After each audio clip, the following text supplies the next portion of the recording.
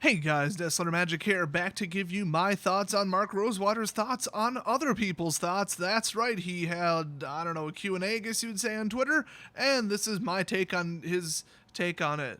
I mean, welcome to YouTube. Somebody might do a reaction video of this video. At this rate, it'll probably be me, too. I'll probably react to my own video. So this is the third Q&A that Mark did about M19. I don't know where the second one is. I guess I missed it, but, I'm gonna move on with my life. I suggest you do the same. By the way, so far in part one, unless part one was part two and I just wasn't paying attention, Mark did not, skip all the hardball questions. Like, he is answering the stuff that people want to know. And the first one was Cyborg Huey. He asked, what prompted the inclusion/creation of so many hate cards? Won't we all want to know that? So Mark replied, as longtime readers know, I consider the magic color wheel to be the most important facet of the game. Well, that's a 15-year-old ideal.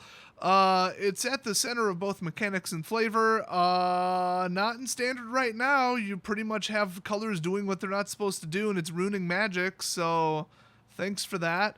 As such, it's important to introduce the color wheel to beginners. I mean, I guess. Part of doing that is communicating the relationship between the colors. Hate cards are a good way of stressing that certain colors are enemies with other colors. Let me stop you right there. About a year or two ago, Wizards announced they really did not like mechanics, and they were no longer going to majorly print mechanics that just say, by sheer luck and sheer coincidence, I sat down against somebody playing white, and because of that, I have an advantage. Something completely out of my control, out of their control. It's random chance. Who did the software pair you up against? Oh, look, you have a giant advantage over them. That's not fun for either player. It should be down to skill, deck building ability, not random chance. There's enough random chance in Magic, and it's called the card draws and lands. We don't need more of it, and we don't need blowout games, okay? So they're just like, they're getting rid of protection from color. They're getting rid of a whole bunch of stuff because it's just bad. A while back, even, they said that they're just done printing cards like Boyle. Boyle, by the way, destroy all islands. Yeah, that's fair. So if your opponent's playing blue, they lose the game. And if they're playing anything else, you've got a dead card in your deck. Wow, how fair. It's such a sideboard card, and it's so stupidly unfair. So for the fun of everybody and the fairness of everyone, they said they're done with that. So Mark, maybe get yourself out of the 90s and get with it, because nobody likes color hate, okay? Now, by the way, I only phrased hate cards in the context of color because he did. That's not the full definition. Hate cards are meant to stop, like, the effectiveness of a certain strategy or a mechanic, really. So if you have a hate card that says every time your opponent draws a card, they take 2 damage, not just blue draws cards. Green and black are pretty famous for drawing cards too. But yeah, to reiterate, he said, oh, hate cards are a great way of stressing that certain colors are enemies with other colors. No, that's not what they're supposed to be used for as of a couple years ago. Thanks for that, though. R&D has gone back and forth over the years about how powerful hate cards are supposed to be and at what volume they're supposed to exist, but all of us agree they shouldn't exist in some, or they should exist in some amount at the right power level. Enough that someone can learn to sideboard it in against their friend who always beats them. That's nice. But not so strong as to drive colors out of the metagame. Drive mechanics out of the metagame. Stop thinking colors, Mark. And stop designing stuff like energy that can't be interacted with. And stop letting there be 8 sets legal. And stop printing broken cards.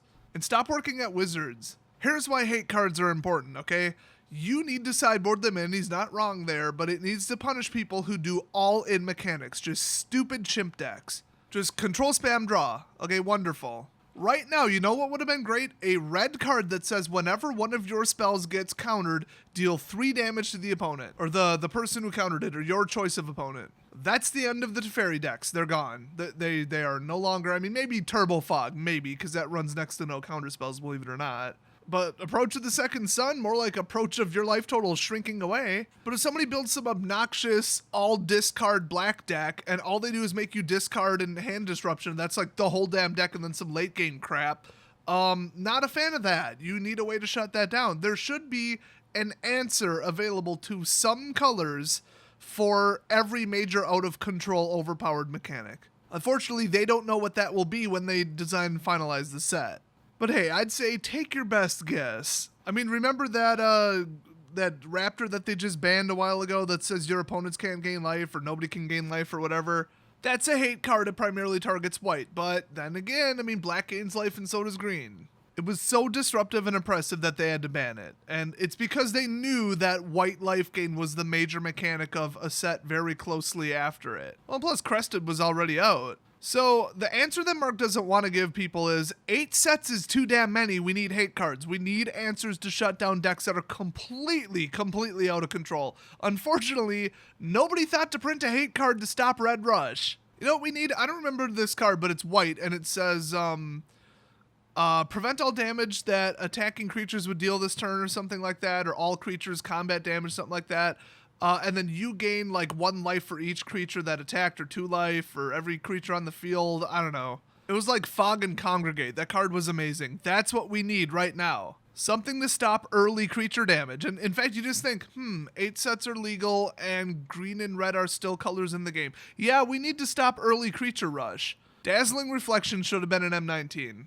And so should Wall of Essence. So anyway, moving on, how do you choose to include reprints that are aimed at eternal formats like Scapeshift? They already answered that in the last one. I'm not even going to read the damn answer. Let's see. Why is Isolate white? And Mark's answer was, because it exiles something, you dumbass. Oh wait, that was my answer. Mark wrote like a short book about this and I don't care. It exiles something. It's white. What are you, stupid? Oh my gosh, Tolarian tweeted him. It was insanely cool getting new versions of the original Elder Dragons. Well, why don't you kiss his ass a little harder, you douchebag? But why no other legends like Axelrod Gunnarsson? Who the hell is that? Or Hunding Bjornarson. Who are these people? Torsten von Ursus. Probably because we're not in freaking Norway. We're in, where the hell is M19? Dominaria? I don't remember. I don't think M19 is from anywhere, actually. So actually, it could be from everywhere. So I guess, sure, wherever Space Norway is, okay. So Savitri Skarzems, surely Pavel Maliki was on the drawing board at some point. No? Let me just interject. I have never heard of any of those cards or any of those characters at all. Tolarian, you're old. Watch, I'm probably older than him. I'm older than Wedge. And I'm actually much older than Wedge acts. Oh, Mark's going hard on this one. I gotta read this one instead of summarizing it. Okay, while I love interacting with the fans on social media, he means his little echo chamber of liberal ass kissers. I'll admit that at times I get sick of all the new make a new Pavel Maliki messages I get. Okay, that card was printed in Legends. Legends! He has like some shitty double color version of Fire Breathing. He's terrible. What did he do in the storyline? Who knows and who cares? So then he says, is he a generous or truly generous person or just someone atoning due to some unspecific or unspecified obligation? I have no idea who that person is, so your guess is as good as mine. The public wants to know. No, people who played when Legends came out and also bought the book want to know. That's not a lot of people, by the way. And we want to tell them. The problem, though, was all the characters from the past in Core Set 2019 had a connection to Nicol Bolas. See, I could have answered that because the storyline in the center of the whole thing is Nicol frickin' Bolas. If they had nothing to do with Nicol Bolas, why put them in the set? That doesn't even make sense. I mean, they slipped a couple in, but they weren't like major main characters like Legendary, you know? So he does want to make it clear that Pavel and Bolas were both in Legends, but they didn't have anything to do with each other. Oh my god, he almost gets sarcastic here. He says, had they maybe been roommates at some point, or maybe Bolas once loaned Pavel money, then they would have been the set. Epic. So to summarize, Mark says, shut up everybody, I'm sick of your crap. He had nothing to do with Bolas, that's why. Get over it. Oh my gosh. On my bucket list is to have Mark Rosewater just get totally smashed at a bar one night, pick up a cell phone, and just like live stream some like Mel Gibson level hate rant about everything he hates and everyone he hates. I would pay money to see that. And then like throw a bar stool through a TV when Trump comes on, okay? I would pay his bail. So he goes on to say, and he has to be just screwing with us at this point. He said, instead of Pavel Maliki, I suggested we make a new multicolored 5/3 that fire breathed for 2 colors of mana with a name like Mavel Paliki instead of Pavel Maliki. But it was clear I was just grasping at straws. Aren't they illegal? Oh, wait, that's right. He just acts like he's from California. They're actually from Seattle. Then again, they're probably next, and right after, they'll probably ban being heterosexual. Now, the next dude is asking what we all want to know. Why no squirrels or other niche tribal potential creatures? When will squirrels come back? Well, I mean, obviously, as part of the first question, we have enough damn tribals, okay? And that stupid robot thing, Metallic Mimic, I'm done with tribals, all right? Ixalan was tribals. I've had more than enough tribals for now. And he says we've been getting much more proactive about doing niche tribal cards in normal expansions, so we didn't feel a strong need to do a lot of it in Core Set 2019. See, that doesn't make sense because it's such a wide open who cares set with no central theme. That is where you should put way more of them. So as for squirrels, I feel like it's time for my next internal push for the return in Black Border Magic. Damn right. Because remember, squirrels were huge in Silver Border recently. He says they were big hit and unstable, so I'll see what I can do. I should note that my attempts over the last 15 years to bring them back haven't been all that successful. That's a shame. Why, instead of giving him energy as a mechanic, which I still like it as a mechanic, it's just the implementation of it was terrible, why didn't they just give him squirrels? So he's got to keep pushing, guys. We're going to get a real squirrel set. I mean, isn't everybody sick of giant green creatures? Ooh, with trample and hexproof. Ooh, big green stuff. Giant green rampy stuff coming at you. Whoa. Oh, green token flood. Woo. Do something with like nut tokens or squirrels or squirrel tokens. You know, just something creative. Just do something different than just, giant creature smash you. And then a piece of human garbage, Saffron Olive, says all the bounce creatures, Exclusion Mage, Riddlemaster, Sphinx from MTG M19, hashtag, of course, can only return opposing creature to hand rather than any creature. Is this the new norm for bounce creatures? Also, why is Exclusion Mage not a May ability? Actually, that's a good question. I'd say he should already know the answer, but this is Saffron we're talking about, so yeah. Because 8 sets is too much enter the battlefield. That's why. You could flicker your own crap. I mean, you could get a double ETB. Have you not heard of the Gear Hulks among 10 other things that I wouldn't want to have any kind of emergency save instant speed ability or a second cast? Hell no. Monuments, you ever heard of those? They wanted to limit that. Panharmonicon, is that on your radar there? What's that other one? There's one that says something about creatures entering the battlefield, double something, whatever. It's like the creature version of Panharmonicon. I think it's a wizard or something. Yeah, so let's see what Mark said, see if it's in line with what I said. Because if it's not, he's wrong. One of the responsibilities of making a game in both tabletop and a digital version is being aware of the needs of each. The limitation on bouncing, aka returning creatures to the owner's hand, is in response to the needs of digital magic. Okay, did not see that angle coming. Can't imagine what he's talking about. It's very frustrating to intend to bounce one of your opponent's creatures only to click on your own accidentally. Really? They're catering the game to misclicking idiots who should be more careful. Really? Wow. I mean, the auto-targeting of cast down, that's bullshit in Arena. You guys know what I'm talking about if you play Arena. If you didn't think the opponent's one single target was legendary, it's going to blow up your own creature if there's only one target left. It's going to be like, well, there's one valid target. Autocast. That's when the oops button followed by the concede button comes out. I can't stand that in Arena. But if you misclick on your own damn card, either your computer's a leggy potato or you're an idiot who needs the mouse more carefully. If I could pull off like a spinning triple 360 shotgun head blast on zombies in a game, I'm pretty sure I can, not misclick on something that's like 2 by 3 inches on my screen. Are you kidding me? Yeah, games with friendly fire on, everybody just accidentally shoots each other. It's terrible. People must all have Parkinson's. He has got to be joking. He has to. You don't design a primarily paper card game around misclicking and people's stupidity and carelessness. That is so stupid. He does go on to say, well, if we didn't think it was that important for the card to target your own stuff, we just won't add it because, 90% of the time you'd bounce an opponent's thing back to hand. Like if they planned an interaction with you to be able to like flicker your own stuff, then that's, and that's why they did it. It's like a saving card and it's on color with a saving card. And that's when you think most people would use it, and the card's called, like, Rescue or something. But other than that, if they just wanted you to be able to remove one of your opponent's permanents temporarily, then that's what they're going to do. They're not going to make it wide open just for the fun of it, I guess. Absolutely idiotic reasoning, though.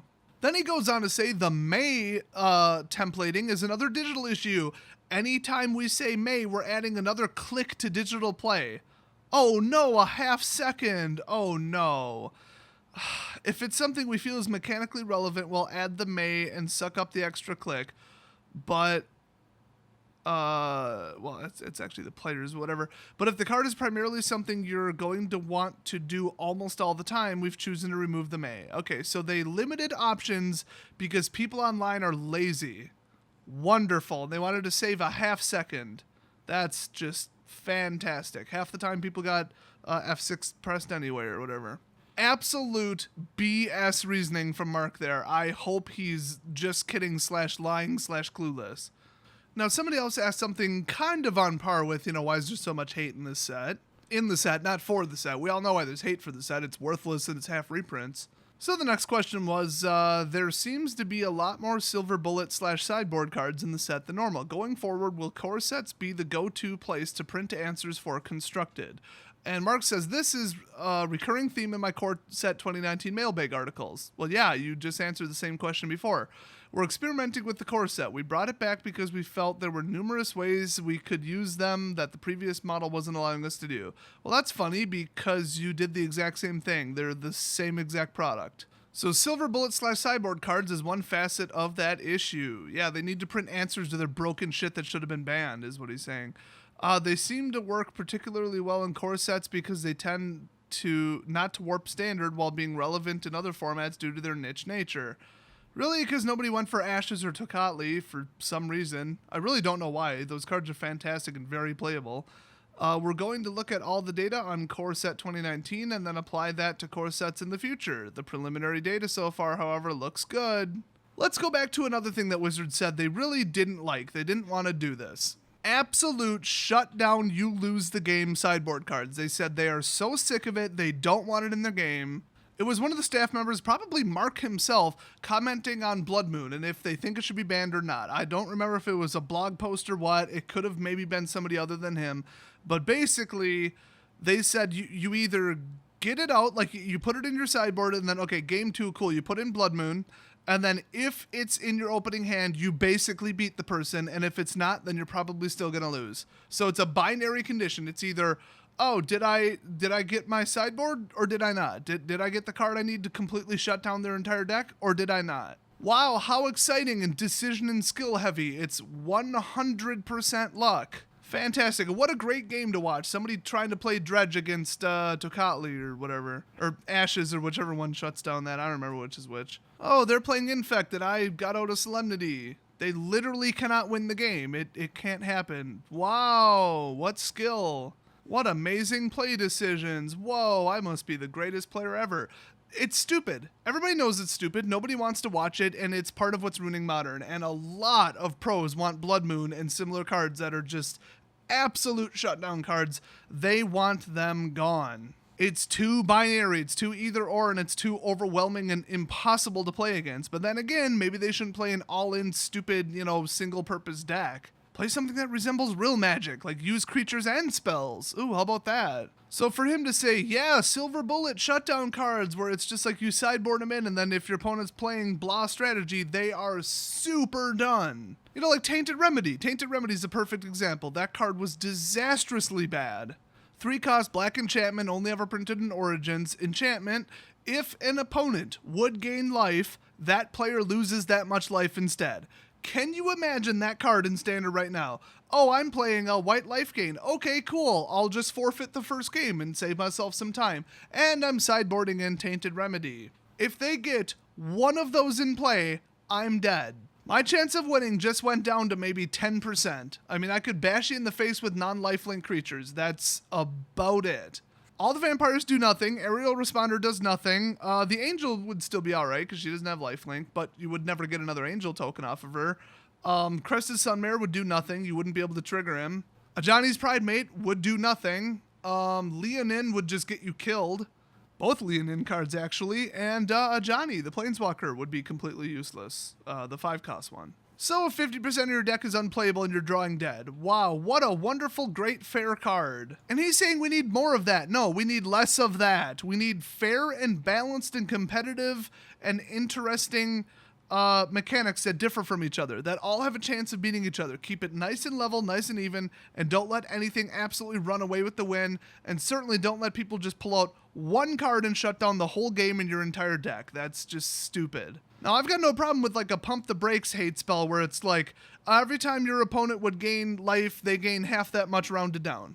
Okay, you just slowed down my deck significantly, and you had to take something out of your deck to sideboard that card in, and alright, maybe I could still beat you, but you have slowed down my deck. Now it's, tilted a little bit more in your favor, but I could still win. Now that would be a fair card. Tainted Remedy is just like, oh, you're running life gain? Screw you, you lose. Blood Moon, oh, you needed something that wasn't red? You lose. Everyone's sick of that crap. It's toxic to Magic and it needs to go. So thanks, Mark, for assuring us that more of it will come in core sets, a product that nobody wanted in the first place. Somebody asked a really good question, and Mark gave a really pandering, sarcastic, talking down to him reply, so thanks for that. Not going to read it in its entirety. Basically, why does Kargan Dragon Rider get reminder text for flying, and then Rustwing Falcon does not? Basically, Mark said, well, its number is higher than the number in the set. It's like 297 out of 280, which indicates that it's from the Planeswalker deck, and it's a Planeswalker deck unique card. So that's why they did it, because people might buy that and want to know what flying is, I guess. Because the Planeswalker decks are supposed to be, well, they're supposed to be, but they're not, a product for new people, which there's like 6 of those already. It's actually one of the worst products for new players. Now, I believe Rustwing was in one of the Planeswalker decks, but he was also printed in the regular boosters, and they didn't want to print both, and they didn't want to put him in the Planeswalker deck without the reminders. So that's exactly what they did. Okay, maybe I just made up that second part. I don't know, whatever, you get it. Same guy asked, why did Blanchwood Armor get a reprint when there aren't any monocolored reward cards in the set other than that? And Mark was just like, just because they're printed as part of Cycle doesn't mean they have to be reprinted as a part of Cycle. We wanted to put it in because new players like it. It's a wow moment, like, oh, look what I did. I've got a superpowered creature. But without being inherently completely broken. It still offers no protection, doesn't add vigilance, none of that. It's like, oh, you got a giant creature. Great. I've never dealt with that before.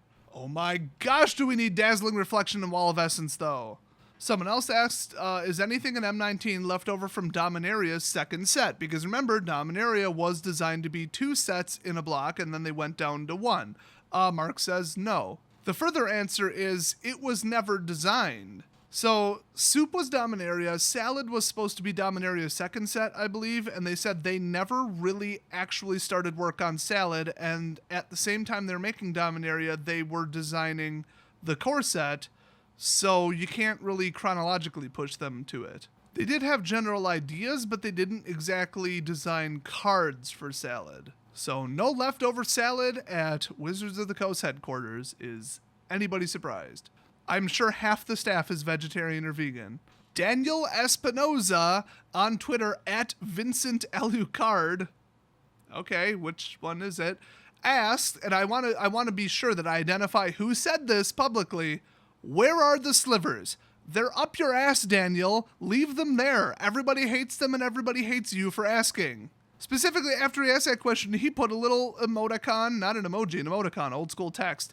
Sad face. No, happy face because there's no slivers. Sad face is what will happen when slivers come back, okay? Slivers are toxic. Everybody hates them. You know what? They might as well bring back Infect at the same time, and then they just won't have any customers left and they can all shut down and go home. That's why the slivers aren't back. Let's see what Mark has to say, because maybe he'll assure us that they're never coming back. We've made the conscious choice in new core sets not to bring back an old mechanic each time. Slivers, while not technically a keyword, that is true, acts a lot like a mechanic. That's also true. In fact, Magic 2014 chose to bring back Slivers as its returning mechanic. That's right. I expect us to revisit Slivers again. Don't you fucking dare. Do not mess with us, Rosewater. Don't even think about it. But anyway, he says it won't be in a core set. Well, wonderful, because everybody wants to see Slivers and broken 5-color bullshit again. That'll be fun. So I skipped a couple because I didn't care, and the answer and the question were both boring and irrelevant. So yeah, that was part 3. I'm not going to go find part 2 because I'm already sick of reading this because of all the crap coming out of Mark Rosewater's mouth. As usual, he's pretty much wrong about everything, completely misunderstands what makes the game good and how to design Standard, and as evidence that, well, that's true, look at Standard.